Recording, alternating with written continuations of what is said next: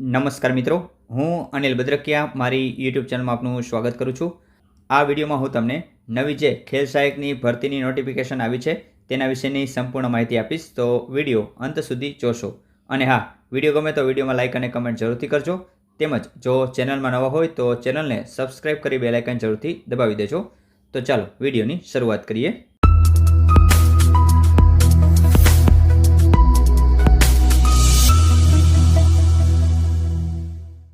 મિત્રો, શિક્ષણ વિભાગ અંતર્ગત ગુજરાત રાજ્યની સરકારી માધ્યમિક અને ઉચ્ચતર માધ્યમિક શાળાઓમાં ખેલ સહાયક યોજના માટે શાળા કક્ષાએ 11 માસ માટે કરાર આધારિત ખેલ સહાયક યોજના અંગેની જાહેરાત કરવામાં આવી છે।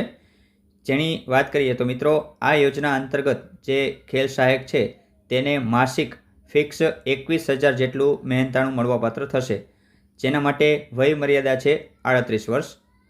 વધુમાં જોઈએ તો ગુજરાત રાજ્યની સરકારી માધ્યમિક અને ઉચ્ચતર શાળાઓમાં ખેલ સહાયક યોજના માટે શિક્ષણ વિભાગના ઠરાવ તારીખ 10/7/23ની જોગવાઈ મુજબ શાળા કક્ષાએ 11 માસ માટે કરાર આધારિત ખેલ સહાયક યોજનાની જગ્યાઓની ભરતી માટેની પસંદગી યાદી તૈયાર કરવા માટે યોગ્ય લાયકાત ધરાવતા ઉમેદવારો પાસેથી ઓનલાઈન અરજીઓ મંગાવવામાં આવેલ છે।